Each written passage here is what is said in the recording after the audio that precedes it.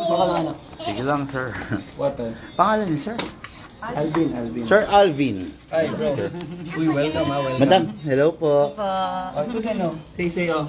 Shake hands also, shake hands, anak. Oh, wala. O baka may gusto kayo shout out, madam. Okay, anyway, sir. Yung unit natin, lifetime warranty. Nagka-problema, months, years from now, Oh. tawag lang kagad. Okay? Pag nagka-problema, sir, huwag nyo na ipakalikot sa iba o ipagalaw sa iba. Kami na lang po ang gagawa para hindi siya lumala. Then, by the way, freebies mo may 0.25, 0.25 and 0.20 na bala. Pag mahangin, gamit ka ng 0.25. Kung gusto mong malayo ang target, 0.20. Okay. Mas malayo ang naabot nito, dito. Then, huwag pong gagamit ng reuse na BBs. Masisira po siya. Tapos, yun lang. Start ko na. Okay sir, bali yung video natin kung sakali may makalimutan ka sa mga dinemo ko, may recap ka na. Okay. Papasin. Okay sir, to release the magazine. Medyo sensitive to kasi itong unit na to mga pang top of the line version, pwede na rin pang compete to. Kaya medyo sensitive to, hindi ganun katigas kasi para mabilis mong i-draw yung magazine mo. Okay, yung features niya yan sir. Out of the box, naka-upgrade na, optic front, optic rear, at saka naka, ano na sir, thumb rest. Thumb and palm rest, then naka magwell. Pag yung standard, wala lahat yan. Then, sa loob, naka-fine tuning, naka-trigger job, at saka naka-hop-up rubber po itong unit nyo. Plus, naka-enhance po yung nozzle. Okay? Naka-enhance po yung nozzle. So, hindi lang siya naka-fix outer barrel, which is hindi naman required kay Glock i-fix outer barrel dahil si Glock talaga, normal na accurate and precise talaga siya. Hindi katulad ng mga 1911 or 2011, masyadong malakas yung recoil nila, nawawala sila sa focus. Kaya, pinifix outer barrel natin yun. Pero just in case in the future, gusto mo pa rin i-upgrade into fix outer barrel, just let us know. Okay? So ito yung unit mo, Glock, kanina tinatanong mo, metal ba? Actually sir, wala pong Glock na full metal. Mostly of the Glock, 50-50.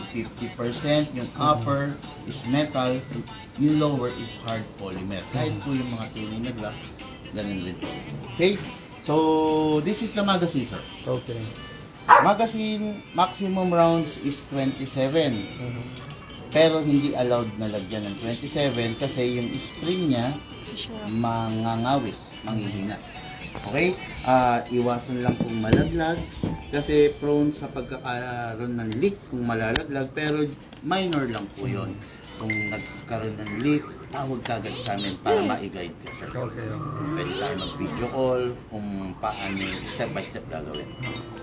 Okay, so silicone oil sir.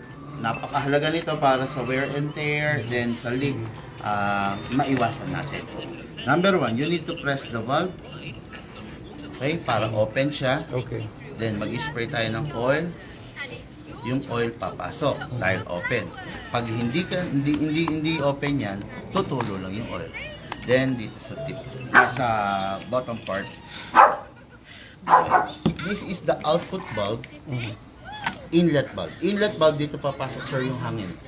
Output valve, ito yung pinapalo ng valve knocker para maglabas siya ng air to perform. Okay? Set aside muna natin sir.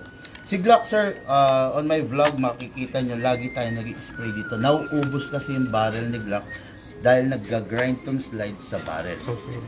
So, to reduce the wear and tear, spray lang tayo dyan sir. Then kasa, ilak manually. Then, spray tayo dun sa itim na part. Yun yung nozzle. Yan yung ine-enhance natin para tumaas yung FPS ng unit. Spray. Hindi lang. Normal na tanong, big man, every laro ba mag-spray? Hindi sir. Hanggat napapansin mo makintab pa or basa pa, hindi ka mag-spray. Okay? Then sir, ito. Normally, walang nagtuturo nito. Kadalasan hinahatak nila to para bumalik. Huwag niyo pong gagawin yun. Ang pinakamainam is pull back yung slide. Mapapansin nyo to kusang bababa. Okay? Pag ginahatak nyo kasi to, ang tendency sir, nauupod to. Okay? Hatak lang po. Then bitaw. Then, wala siyang hammer. Hindi mo makikita kung nakakasa. Kaya always, point it down, then i-decock mo. Okay? Sir, dako na tayo sa magazine. Ang compatible na gas kay Glock is only 12 kg. Okay. Meron kasing mga 14, merong mga CO2 na gas. Hindi compatible kay Glock yun. Number 12 lang po. Okay? Tapos, hanggat maaari, kung gusto mo ma-maintain yung lakas niya, gamit ka nitong brand na to. Actually, sir, sa mundo ng airsoft, ito yung pinakamalakas, pinakamainam, pinakasulit yung pera mo. Dito sa brand na to. Okay? Alisin lang po natin to. Then, okay. Ito. To refill, upside down. Hindi pwedeng pahiga or patayo. Kailangan pataob. Isakto mo lang, sir. Straight. Huwag mo susundin yung angle ng base pad. Straight, then press down. 1, 2. 2 seconds only, sir, kasi upgraded naman yung unit. By the way, mga airsoft, no, alam nyo naman na pag malamig ang panahon, ayaw ng airsoft yung ganito. Gusto ng airsoft outdoor, nasa ilalim ng araw. Kaya pag malamig ang panahon, lumalamig din yung gas, sir. Hawakan nyo. Yan. Kaya wag nyo na pong ipasok kung aircon yung kwarto nyo or what. Dito sa garay, okay. Kaya siya malamig. Sinishake ba ba yan, boss? Bago ilagay? No need. No need. Kaya siya malamig, sir, kasi aircon yung van eh. Okay? Ngayon, sir, ito, ang tawag dito, sir, speed loader. Optional, pwedeng meron, pwedeng wala din naman. Pero mas mabilis maglagay kung meron ka nito. Dito po kasi, ito po, hahatakin nyo pababa. Kung may kuko, mas maganda. Hatak. Iwasan nyo lang na hinahatak din mabibitawan. Kasi pwedeng mabasag. Sir. Pag nabasag po ito, walang replacement nito, sir. Walang nabibili. Palit ng buong magazine. Hatak. Okay, slowly then put your other thumb here para kung mabibitawan mo siya, ito po yung sasalo. Hatak all the way. Hold it tight. Okay? Then, kung wala ka reloader, sir, yung bala, isa-isa. Pero kung meron ka, mas mabilis. Pinapump lang. Okay. Naglalagay tayong bala, sir. Napansin mo yung resulta, bungi-bungi. Hindi po maganda yan pag ganyan. Para po ma-correct natin, sideways, kalugin natin, para umalign po yung bala. Sa loob na lang, anak. Pansin nyo po, nawala yung bungi, di ba? Maximum rounds 27, pero ang allowed lang 20 to 23, sir. Ngayon, pasok na natin, sir. Malakas. Yung ginagawa nyo kaninang ganun, sir, hindi siya maglalaki. Kaya kailangan malakas. Kasa, ready to fire. Ano nga tayong target? May carton ka ba, sir? Carton or styro para hindi mag-bounce back? Kuha tayo dito. Hello. Mukhang kailangan dito meron siyang box palagi pag magpa-fire kasi may mga aso kayo. Baka kasi yung aso Oo, kainin. kainin yung bibis. Okay lang kung mailalabas nila, Oo. pero pag hindi, delikado po yun. Especially kung yung bibis nag-crack na, naku, tapos baka kumalang kasi matalim. Oo. Okay. Yeah. Okay. Siguraduhin mo lang, sir, na yung karto na mababaril mo, ha? Basag yung container mo na yan. Sayang.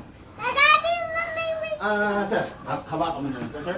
Figure out lang. Nakaano na daw yan, Sir, ha? ha? Baka kasi sayang yung container, sir. Eh. Wala bang tatamaan dun sa loob? Barilin mo yung mga bilog. Sige, send kami. Ready to fire na to, boss. Ready to fire, sir. Lakas pala. Mami. You try. Mami, try. Sige, madam. Habang Try, natin ito mama. para mag-guide kita. Up, up, up. Dali, dali. Bitawan mo. Sorry, sorry. Okay. Finger out muna. Finger out. Finger out. Okay. Hindi, ito. Alisin mo. Okay. Okay. Ito, ilagay mo dyan. Yan. Para makontrol mo. Okay. Yan. Okay. Firing. Wala, tumatama, ah. Hindi kaya masamang tinuruan mo siya. Baka sa'yo. Tigil sa kami. Pero ang lakas ng whistle niya. Try natin pa.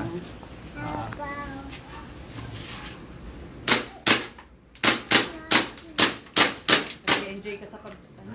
Yan pa siya. Open slide yan, sir. Kasi wala nang bala. Sige. Next thing to do, release the magazine. Then, Lamig nga, no? yeah. Look, pansin mo, Oo. lumalamig. Release the slide, hatak lang. Then rest. Yun. Okay. Yan, mapapansin mo, mabilis siyang lumamig kasi Yung malamig environment, yung panahon. Pero kung mainit, nasa araw tayo, hindi lalamig ng ganyan yan. Ngayon, nabitin ka, maglalaro ka pa.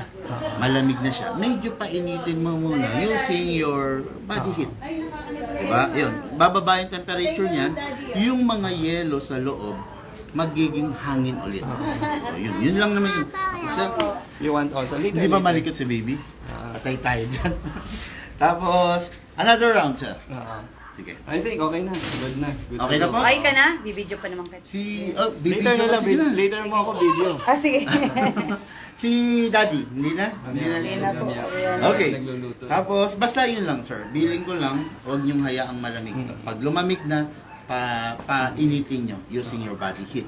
Tapos, yun lang, unit lifetime warranty. Pag may gun ban, iwasang ibiyahe. Kung iba biyahe, kailangan talagang ibiyahe or pupunta sa mga campsite, sa shooting range, kailangan nakabag. Hindi pwede naka-sukbit or nasa dashboard, dun sa sasakyan. Okay?